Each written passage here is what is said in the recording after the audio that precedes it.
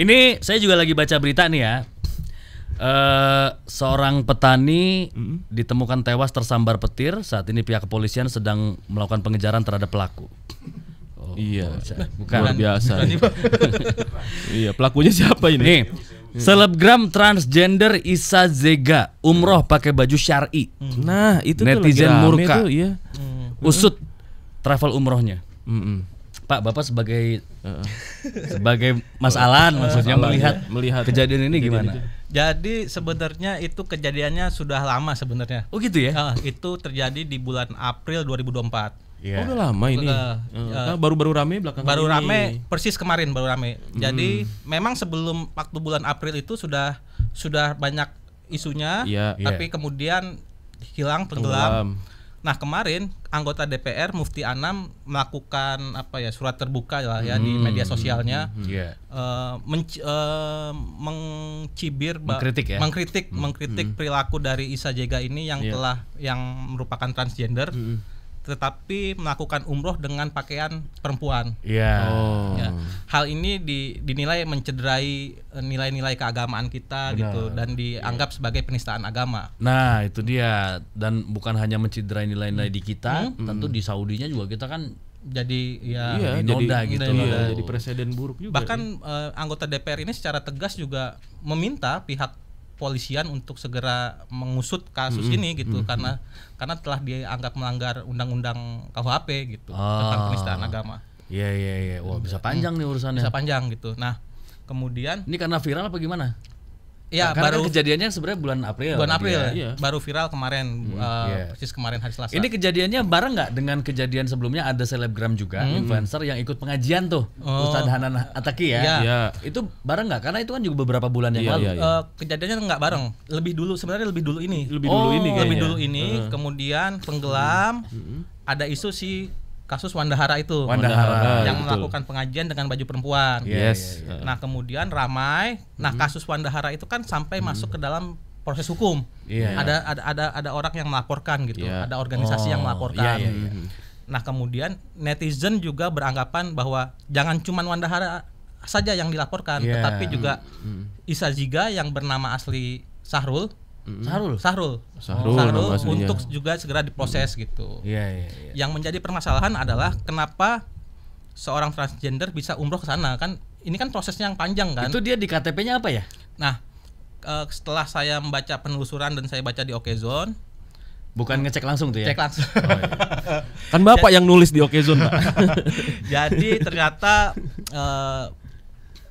Isa Zega ini telah 2 kali melakukan upaya pergantian jenis kelamin di pengadilan.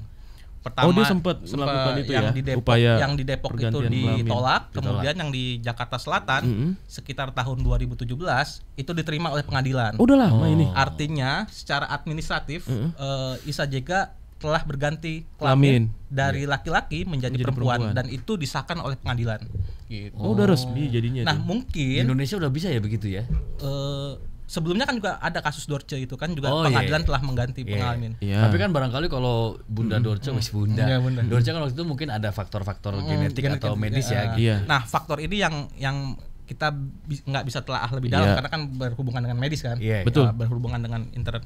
Nah, mungkin administrasinya yang berubah menjadi perempuan itu menjadi salah satu syarat untuk bisa ikut travel umroh, kemudian melakukan perjalanan dan segala macam gitu. Travel umrohnya kan juga mungkin juga secara administratif mungkin ini kecolongan karena ini secara KTP mungkin perempuan gitu, tapi ternyata dia nggak tahu juga gitu. Ya benar sih, mungkin secara administratif lolos semua kan, nggak ada yang salah gitu. KTP masuk perempuan, mungkin imigrasi lah segala macam semua termasuk travel tadi juga. Oh ya udah nggak ada masalah aman. Cuman kan karena memang detektif netizen ini kan yang ngomong, yang mengungkap, yang memviralkan. Akhirnya jadi ketahuan kan bahwa ini transgender. Tapi sebenarnya dari sisi legalitas gitu ya, memang kan sebenarnya bisa ya untuk mengganti jenis kelamin gitu. Kayaknya minat nih. Enggak. Kalau bisa, kalau pertanyaannya bisa apa enggak bisa, karena sudah ada case kasusnya kejadiannya. Kita kan pernah ingat dulu ya siapa pemain voli dulu kita Aprilia Manganang. Aprilia Manganang ya kan. Ya kan dia kan juga. Iya, tapi ya, ada genetik. Ada. Berarti artinya pergantian kelamin itu bisa dilakukan kalau memang ada alasan yang kuat, faktor yang kuat, terutama terkait soal ada kelainan atau genetik faktor dan medis segala macam dan juga genetik gitu ya. Ya bisa jadi itu menjadi pertimbangan hakim sih sebenarnya apa alasannya mereka bisa mengabulkan atau menolak. Apa istilah penyakitnya dia Tapi dulu? Kemudian yang hipospadia. Itu apa tuh? Iya tuh, apa kelainan organ reproduksi. Atau misalnya laki-laki progesteronnya lebih tinggi gitu ya daripada testosteron. Mungkin betul. Gitu. Itu hormon ya. Tapi yang menjadi permasalahan adalah yang di netizen dan anggota DPR ini permasalahkan adalah nilai-nilai keagamaan itu yang bahwa kodratnya sebagai laki-laki itu gimana gitu melakukan umroh, dan ini juga harus bisa disikapi oleh ya mungkin pemuka agama apa segala macam, memberikan semua pihak lah untuk bisa menenangkan ini. Iya benar MUI juga karena mungkin ya. Yang ditakutkan adalah ini menjadi contoh kan gitu. Iya, kok gampang banget menjadi gitu contoh, ya kan. Nah, Nikita Mirzani bilang gini, sebagai laki-laki seharusnya Isa Zega ketika umroh itu pakai ihram. Iya. Harusnya gitu ya. Ihram. Iya. Tapi di satu sisi dia juga mungkin tidak bisa melakukan itu karena kan sudah operasi. Oh iya ya. Pakai ihram kan nggak pakai daleman ya? Nggak pakai. Tapi kan ininya kelihatan dong. Iya. Bingung nengok. Bobs dia udah operasi payudara juga. Udah dia. Udah Pak. Udah pernah. Siapa saya? Iya.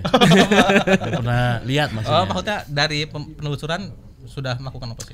Nah ini kan foto-fotonya Isa Zega kan banyak sebenarnya di IG ya. Tadi Om Andri juga sempat nunjukin. Gimana ngelihat foto-fotonya? Ngelihat video-videonya? Maksudnya? Emang udah tendensius nih pertanyaannya nih. Justru itu pertanyaannya netral. Terserah mau dibelokinnya kemana gitu. Maksudnya gini, apakah emang iya sih kayaknya udah perempuan banget, apa gimana? Iya. Gitu, kalau terlihat fisiknya sih memang perempuan banget ya, gitu ya. Tapi iya balik lagi gitu. Apakah beda ya urusannya kalau misalnya ke ibadah sana? Beda lah urusannya gitu kalau misalnya ke ibadah sana. Dan sebenarnya kan ini kan ada kaitannya dengan yang tadi dibilang ya Mas ya, 2 kali dia mengajukan untuk pergantian kelamin gitu. Nah, terakhir itu diterima dengan alasan apa? Nah itu juga harus ditelusuri gitu. Apakah benar memang ada kelainan secara genetik atau ada penyakit yang bawaan ya yang mungkin langka gitu, atau ya memang hanya sekedar pengen ganti kelamin aja gitu. Kan sekarang banyak ya tren-tren juga kan orang yang ya udahlah gitu, kayaknya nggak fit itu nih kalah dengan taruhan kali ya. Taruhannya apa, ganti kelamin? Aduh, ngeri juga ya.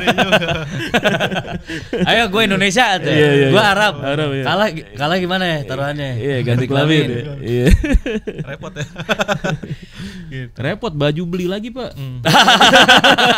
Baju stok di lemari kan laki semua kita nih. Iya. Dari pihaknya si Isa Zega juga saat ini lebih menenangkan diri dulu, dia menutup akun Instagramnya, tidak berani komentar banyak apa tadi dicek macam. Private ya. Belum ada statement hingga saat ini ya. Karena mungkin dia menunggu riuhnya netizen rendah dulu deh. Cooling down dulu. Macam, tapi harusnya ini menjadi trigger lah ya, menjadi pelajaran supaya ke depan nggak terjadi kejadian yang sama nih. Maksudnya kalau memang mau ibadah ya udah kembali ke kodratnya lah ya. Karena kan ada aturannya dalam ibadah juga. Betul. Kayak inget nggak waktu film Siksa Kubur apa Siksa Neraka tuh di bioskop tuh, langsung kan banyak tuh katanya transgender pada tobat, dari kampung Waria tuh pada pulang kampung Pak.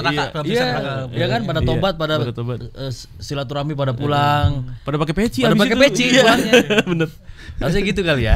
Kalau mau ke masjid atau mau ibadah gitu. Suruh nonton dulu ya filmnya. Iya. Oke, kita akan lihat ya seperti apa kelanjutan kasusnya ya. Oke. Ini ada komen lagi nih, kita coba bacakan dari pendengar Trijaya. Ini dari Pak Anwar. Arab Puncak dukung mana tuh? Dukung Puncak lah. Maksudnya sate di Puncak ya, sama jagung bakar. Karena kan lebih deket kan, aksesnya gampang lah. Kalau Puncak itu kan jauh naik pesawat. Di mana sih Pak? Pak? Kita pancing. Gadok ke atas itu, apa-apa nggak usah pura-pura nggak tahu. Kan kemarin Mas Andri yang ngabarin bukan? Aduh ya ampun. Iya. Dan katanya pemain Arab belum pulang Pak. Masih di sana. Di sana. Nyobain kate kambingnya kali ya. Iya. Bapak, terima kasih. Healing itu. Healing. Di Curug ya kalau nggak salah. Healing, hilang. Nggak mau pulang ya. Oke, ada juga dari siapa ya? Kado terindah ultah saya tadi malam. Garuda menang 2-0 versus Elang Hijau. Mantap. Selamat ulang tahun ya. Selamat ulang tahun. Ada namanya nih.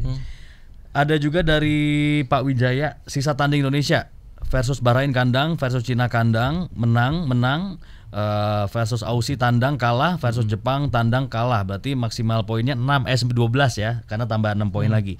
Oke, posisi 3 dan 4 tetap nggak lolos Pildun. 3-4 masih ikut ini ya, playoff ya. 4 ya, playoff.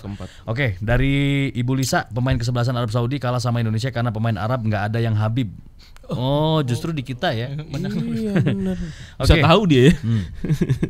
Dari Pak Sudarmanto, kalau ibu kota sudah pindah ke IKN Nusantara, nanti nama Indonesia apa ganti Nusantara ya? Pastinya bule-bule bingung antara Indonesia dengan Nusantara. Oke. Itu tadi komen yang tadi sih, bahasan kita di Trijauh Topik Pagi. Oke. Kita akhiri ya kebersamaan kita di pagi hari ini. Bahasan kita soal Timnas Indonesia yang meraih kemenangan. Kita bergembira, kita bersyukur, kita berharap penampilan dari para pemain Indonesia bisa konsisten menjaga tren positif ini hingga ke laga selanjutnya nanti menghadapi Australia dan juga Bahrain di bulan Maret 2025, kemudian lawan Jepang dan juga China juga di pertemuan kedua. Oke. Om Alan dan juga Om Andri, thank you ya. Thank you ya. Om Fadli, thank you ya. Kita ketemu lagi nanti di kesempatan berikutnya ya. Jadwal masih ada lagi kan? Next jadwal berikutnya kan? Ini kayaknya bakal lanjut ya. Kayaknya bakal lanjut.